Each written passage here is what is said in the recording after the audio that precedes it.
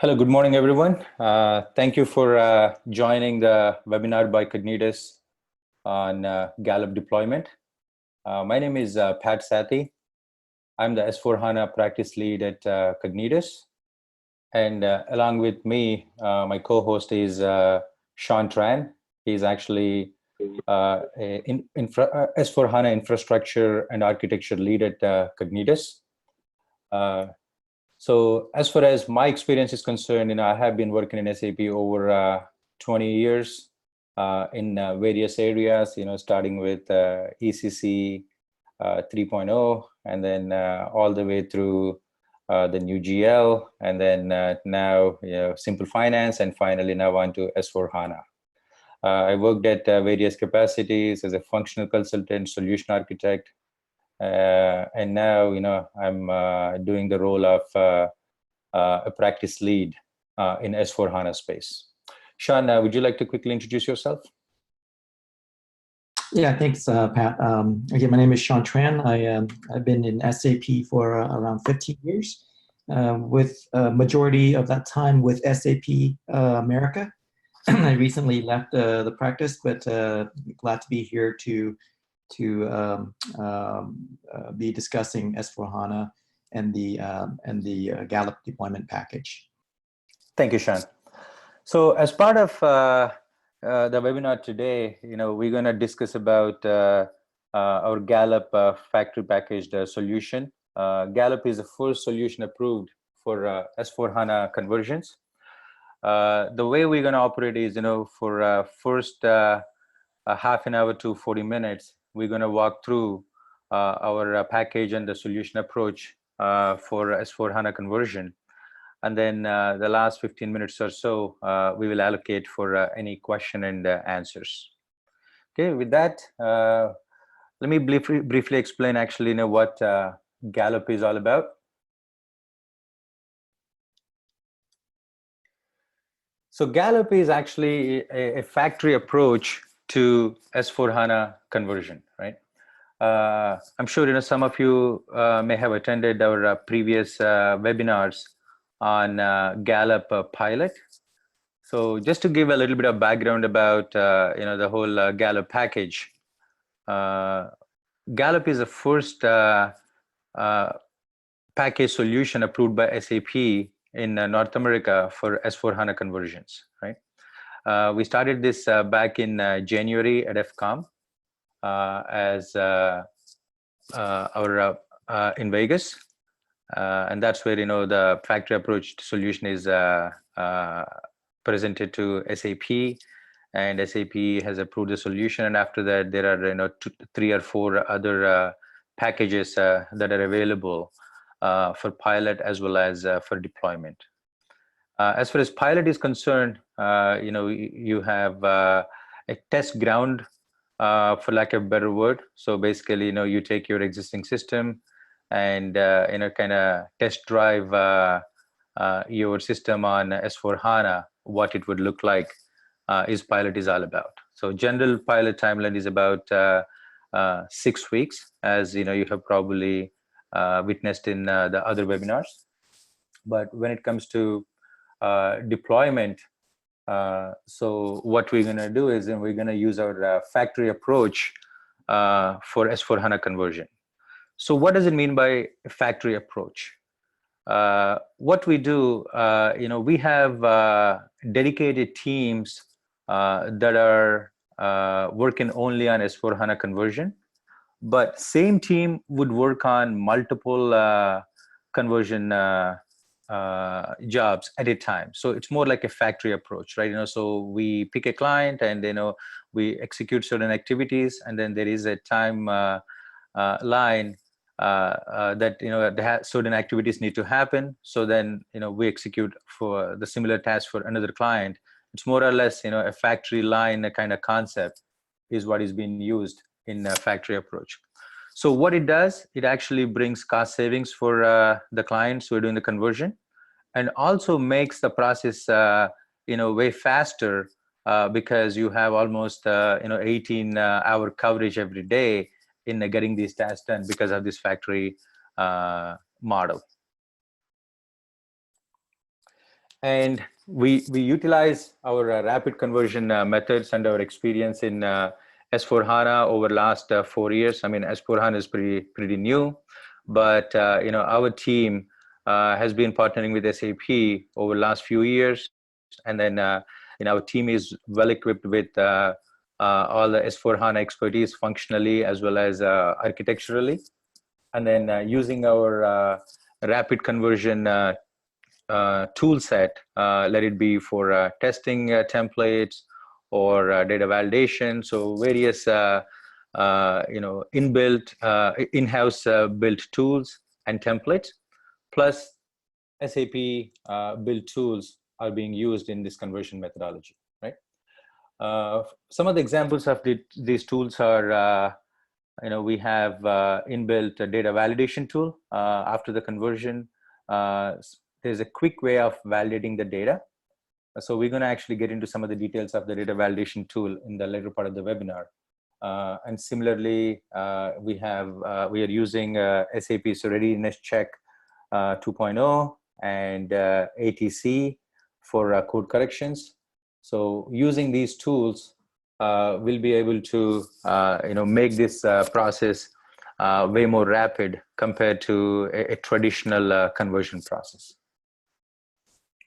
And then we have a global team of Rockstars all over the world with various satellite offices. Our US development center, and we have another development center in India and one in Malaysia. So these teams will help actually the project run almost round the clock, so without any interruptions with continuity. So by looking at all these, right, the tool set and the efficiency of the factory approach, and then global presence of our teams will actually help the implementation to be run much quicker, as well as in a cost-effective manner, right? So that is about Gallop at a high level. And now we're going to get into various Gallop offerings that are available with Cognitus. So as I mentioned, that you must have seen in previous webinars, Gallop Pilot is one of the offerings. So that is the test run your S4 system. So basically take your existing system and put it on like a AWS, or if you have any box sitting out there within your on-prem landscape, and using the TDI model, we can actually put some of the test system data in that box, and then be able to convert it to S4HANA. So that way, you can actually see, what is the impact of going on S4HANA, and what are some of the benefits that I can get out of S4HANA. So you'll be able to test run the system, and this whole process can be done within a month to 8 weeks, 2 months time. And then you'll be able to actually test the system a little bit for another month. And then the way that we're using is we use SAP trial license for S4HANA. You don't even have to buy the license yet. Using the trial version, you get to test drive your S4HANA system, within 3-month period. So that's what the pilot is all about. And then as the focus today is about Gallop deployment for today. And we're going to get into some of the details of Gallop deployment. And then we have some of the greenfield offerings in Gallop. So for professional services, for aerospace and defense industries, and life sciences. So these are different Gallop offerings that are available. So when it comes to Gallop deployment, there are different phases that we have to go through. One of the first phases is the technical assessment of the system architecture and all. Maybe Sean, could you please actually talk through some of the technical aspects of Gallop deployment at a high level? Yeah, this is in the preparation phase, usually in the system requirement, where we actually help you determine where your destination would be. So and get all the licenses and all the logistics together so that we can proceed. This is one of the most important time of the project where we gather data, we make sure that all the infrastructure is actually in place, and then the system is actually ready for migration. So we'll have a little bit further discussion in later slides, but basically this is in the prep phase of the project. Thank you, Sean. And on the functional aspects of it, there are certain changes that come with S4. Let it be business partner or some of the financial data, and the ledgers and fixed assets. So we need to ensure that all the functional alignment is in place, and the impact analysis needs to be done. And then in addition to that, what kind of reports that you're running, and then how we can actually come up with the Fiori reports, what we call it as a Fiori matchmaker, that are relevant to the particular system, right? And one of the other things that we have to ensure is the code correction part of it, based on whatever is a custom code that you have, the custom code needs to be corrected. And then the next step is basically migration. So generally, we need about 2 or 3 mock cutovers in addition to converting each one of your landscape, like development and your test boxes. And then on top of that, we generally do a couple of mock conversions to ensure that all the data quality is looking good, and then the conversion versus post-conversion data is all intact, and data integrity is maintained. So that's the reason we actually do at least 2 mock cutovers. And then we have an in-house tool called data validation, so that ensures that various sets of data, let it be from logistics side, master data, and financial data, is all intact and properly aligned between pre-conversion versus post-conversion. So those are some of the migration tasks. And once the migration is complete, then the go live weekend is where the entire conversion happens. And once the conversion happens, then we roll into the hypercare and support model. Okay, and as you can see here at a high level, we have different steps in the process. So as you see here, we take an ECC system. And then one of the major tasks is, in the what you call as a pre-conversion phases. So there, we actually do all the custom, analyze the custom code and correct it.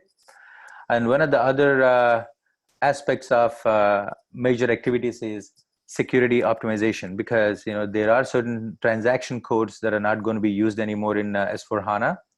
So we need to update the security roles. So that's why there is a task on the security team to analyzing the security profiles and updating with the new transaction codes and removing the obsolete transaction codes and so on. And the next big activity when it comes to on the preparation phase is CVI, customer and vendor integration, because in S4HANA what you're going to have is a business partner replacing the traditional vendor and customer concept. I mean, it's not really replacing, because it's actually kind of consolidates data in one place, what we used to see in ECC as customers and vendors. But the customer and vendor concept still remain, but business partner comes on top of the vendor and customer, and it kind of sits on top as a higher level object, putting all the data together. And once that is done, then the next final big step is ensuring all my data is correct after the conversion. So that's where the automated data validation comes into play. So generally, this type of conversion exercise could take anything from 120 days to 8 months, depending on the complexity of the landscape, right? There are various factors that determine that. I mean, we can actually discuss this a little bit later in this webinar. So as we see here, like we mentioned just a while ago, if we split this into various phases, generally we categorize this into 5 different phases, right? Phase one is about all the prep and system requirements, getting all our ducks in a row in terms of licensing and so on. And phase two is about pre-checks, ensure that our current ECC system is in good shape to be able to migrate to S/4HANA, and all the remediation that need to happen will be assessed in phase two. And in phase three, we perform various checks like customer vendor integration would work, and some of the prerequisite settings that need to happen will be done in phase three, and then custom code remediation and so on. And in phase four is actually the time that the real conversion is happening from your traditional ECC box to S/4HANA. And phase five is where actually we do the post-migration tasks, right? So at this point, I'm going to take a pause and pass it to Sean to talk about phase one in a little bit more detail. Sean? Thanks, Pat. So before we do anything, I think in the system requirement phase, by the way, the 5 phases of the Gallop technical phase actually falls under the preparation phase and the realization phase from SAP. That's what we're normally familiar with. But these are within those 2 major phases, we have broken it down to 5 different technical phases. So in the system requirement phase, which is basically phase 1, this is where we do Unicode conversion. This is where we do hardware analysis, build up, determine landscape. We do the cleanup, and in the next slide we'll talk a little bit more about cleanup, how important it is to start on a good note, right, with good data, with reduced data, so that when we execute, it's clean, it's fast. We don't have unnecessary data that's moving across that we've been keeping for 10 years. And also bringing the system into compliance, which is a major issue for a lot of companies, right? Leaving data on the system much longer than needed, and that poses a risk to the company. So this is a good chance for them to actually clean up and perform any archiving that needs to be done. And also, in terms of backups and restores and disaster recovery, with a lean and mean set of database, you can do the recovery a lot faster with the necessary and needed and most recent data only. So if you can switch back to the previous slide. So in the phase 1, phase 2, phase 3, and those are the phases, the technical phases that belong to the preparation phase, right? So this is where, in the pre-check phase, this is where we perform the simplification list. This is where we do the readiness check. And the readiness check, it's been out for a long time. There's a lot of information on it, but basically, it is the foundation of further planning, right? So what you get from the readiness check will drive you to will give you the information on what to do in terms of the system and the conversion later on. It summarizes the most important aspects of the conversion, and allows you to easily consume the data that comes out of it. Yeah. Other than the technical aspects of readiness check, some of the functional aspects of readiness check would be, on the fixed asset side, for example, like, are all your company codes are closed from a fiscal year conversion? Because there are companies out there that do not close the years properly, and there is some misalignment on activation of the new asset accounting and things like that. So readiness check reports will help us in driving those decisions and making those configuration changes and any type of system activities that are not consistent in the current ECC. So that's our opportunity to fix those, so that way our conversion is going to be way smoother in phase 4, actually. Right. So those are some of the outputs coming out of readiness check. Right. Yeah, and those. Go ahead, Sean. Oh, and then those fall under the cross-application and application-specific preparation activities. So and so there are parallel activities going on at the same time. I want to mention that this is probably the best time. Pat mentioned the Performer tool that earlier, and this is probably the best time to run the Performer tool to help you decide the business requirements, the business need, the ROI, and get the data that you need to move forward. So in parallel, Pat will discuss a little bit more later on about the Performer tool, but this is when we want the team to also execute the Performer tool to get the data they need, the business data they need. So in moving on to the custom code preparation phase. So this is, again, still within the phase 2, right? This is where we analyze the code to see what we need to do. This is all coming out, the results of the readiness checks. We do cleanup, we do pre-checks, and we do all the checks of the ABAP code, right? Using the ABAP test cockpit. Moving on to the software, the phase 4 of this technical phases. During this phase here is where really, if in the bottom row there, this is where we have uptime processing. This is where the shadow system is created and migration. The system is being updated, like I said, a shadow system is created, and then it moves into system updating and the application data itself. And data conversion is happening at this point. And then you go into downtime, and this is where, and beyond that, you go into data migration. After which you go into post-processing, which is again approaching into the realization phase, and then eventually you go into uptime. So there are 3 major phases in that relates to the sum tool. The first one is the data migration, which I mentioned earlier, the software update, and then the data conversion. So those are basically 3 different colors there in the bottom row there. So the green, the orange, and then the green again. So those are actually the 3 major phases in the sum, the tool. Some of the requirements for the sum tool, your maintenance planner has to be used. It's very important because it has all the latest data of your systems, right? Simplification item checks has to be done beforehand, before you run the sum tool.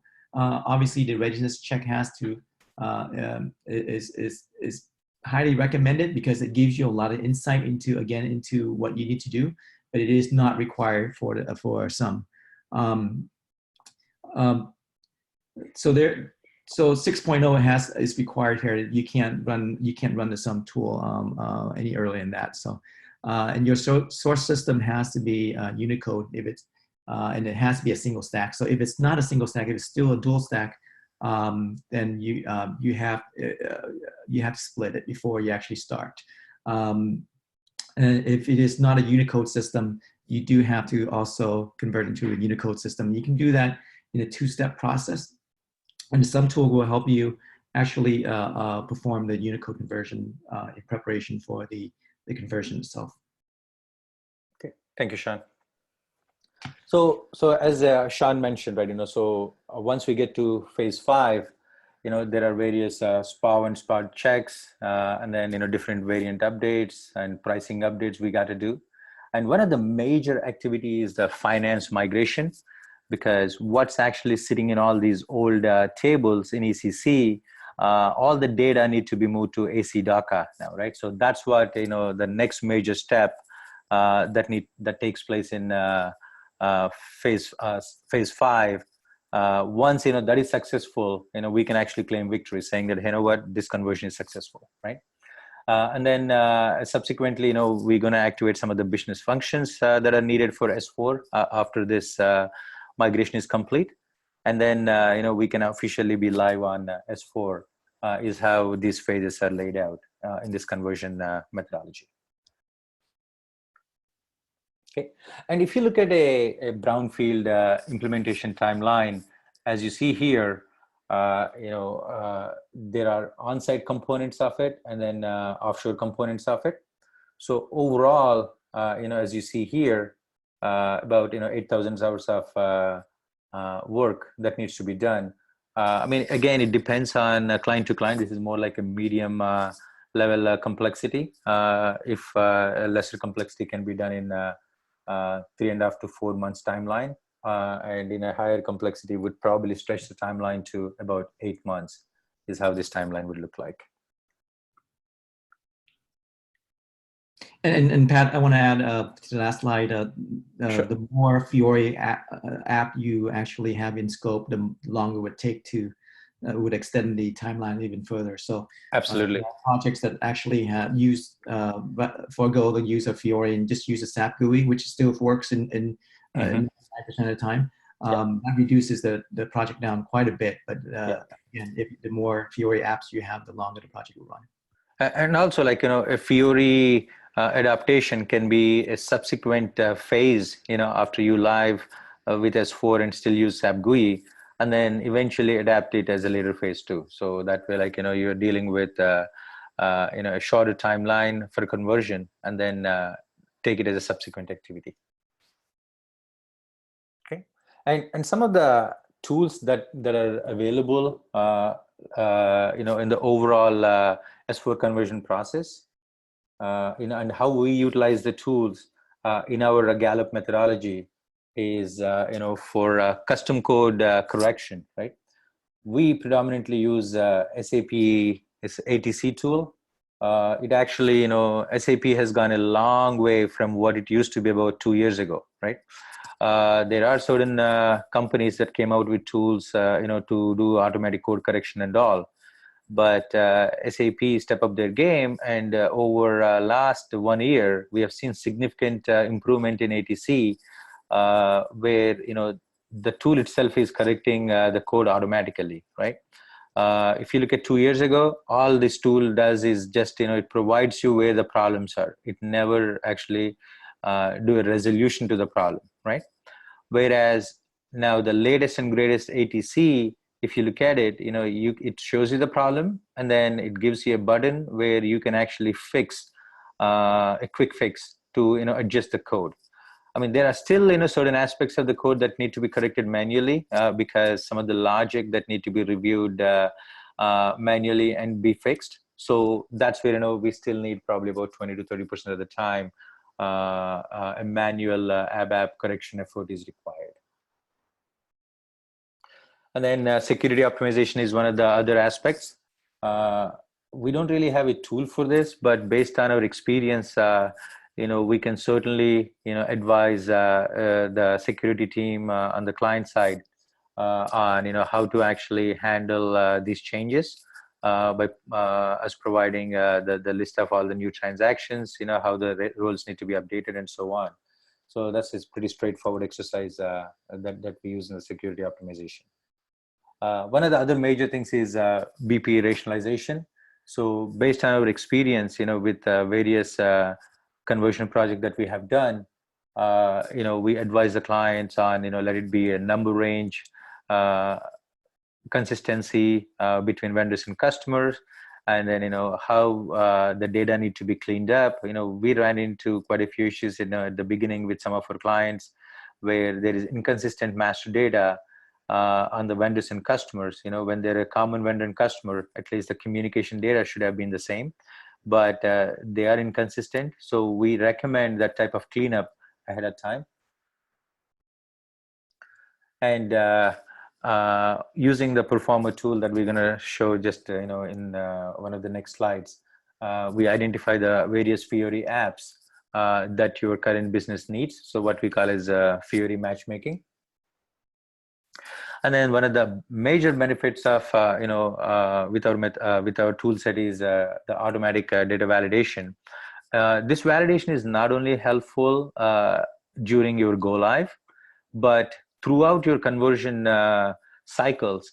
This tool quickly helps you identify the master data or transactional data issues that are surfacing in each of the conversion phase, and helps us remediate those issues. And then so that actually helps your cycle really fast. That's one of the reasons we said rapid acceleration on this Gallop methodology. So this tool really helps us get towards that rapid deployment, because it finds the problems really quick. Because for a human to find out some of these issues, where we have seen at some of the places, it could take actually 2 to 3 weeks or a month to find out all the issues that happen from one conversion.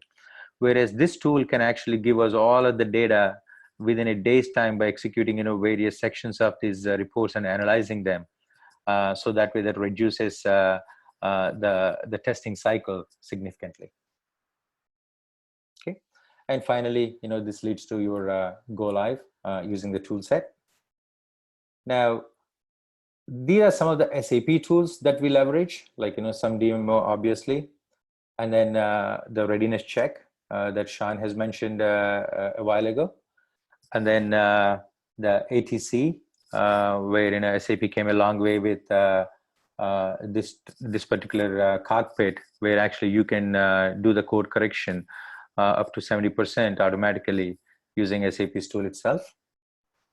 And then the migration cockpit of 1809, for finance data conversion. So these are the SAP tools. And then within Cognitus, we use our own tool set for various things, right? One is Performer for SAP, but this Performer is more relevant during pilot than actual deployment, because Performer helps actually build a business case for why you should go on S/4HANA, and it also helps to identify various critical processes and reports that actually improves your productivity with S/4HANA, right? So that's the job of Performer. But Performer, some of the data provided by Performer is quite helpful even during deployment, especially like identifying the Fiori apps, with the matchmaker that we mentioned. That actually we use Performer to do that, and also to pick up the most important processes that need to be thoroughly tested. So even those processes will actually come out from the analysis of Performer, so we can actually put more emphasis on testing during conversion process. So that's the Performer. And then as we mentioned about Fiori Matchmaker, so what are the different transactional apps, fact sheets, analytics, and different reports that are related to Fiori. So this activation is one of the tasks of Gallop deployment.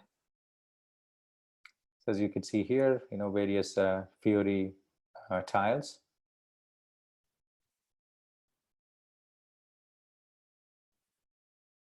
And one of the other major aspects, as I mentioned a couple of slides ago, is data validation cockpit. So there is a dashboard of various tables and reports that need to be compared with your legacy system to the converted S4 system, right? So our data validation tool actually helps doing that, with various types of validation metrics that it's going to bring up, let it be GL summary data, account details, even certain master data details, business partner mapping. So it uses the mechanism of comparison between ECC, your legacy system with pre-conversion versus post-conversion, and gives you outputs of any type of issues that actually resulted from this conversion. So some of the screenshots of the table comparison, as you could see here. So this tool is a blessing actually for us on various implementations that we have done. It literally reduced the testing cycle quite significantly, right? What used to be like a 1 and 6 weeks testing cycle almost came down to 2 weeks, because now you're focusing more on business process testing than, hey, what are the problems in my data, right? Because tool is actually taking care of all your data issues. So whereas now the business users are more focused on process testing than actually analyzing data issues.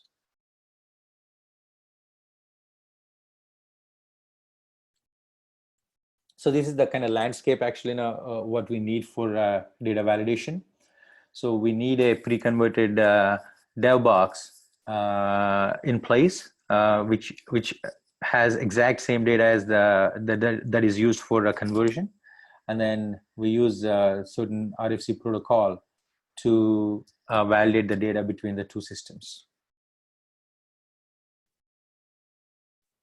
Okay, so these are our delivery centers for S/4HANA, because conversions. So the way at the beginning of the call, I mentioned the factory approach.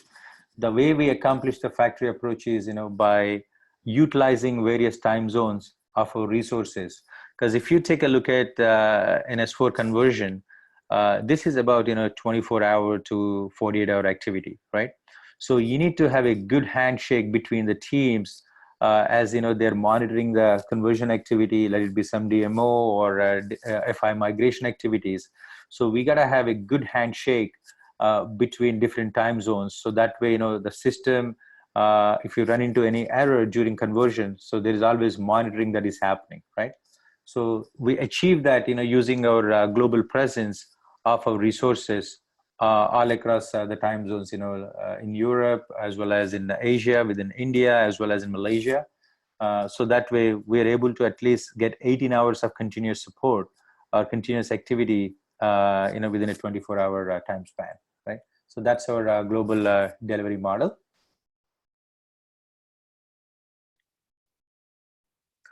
So with this, we reached the end of the presentation, and we are open for any questions.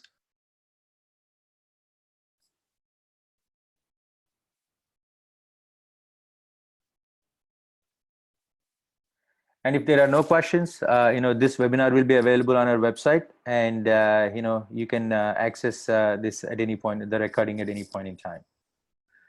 All right, thank you so much for your time. It's a pleasure, to present our solution. And please feel free to reach out to with any questions to info@cognitusconsulting.com, or my email psathi@cognitusconsulting.com. All right, thanks everyone. Have a great day.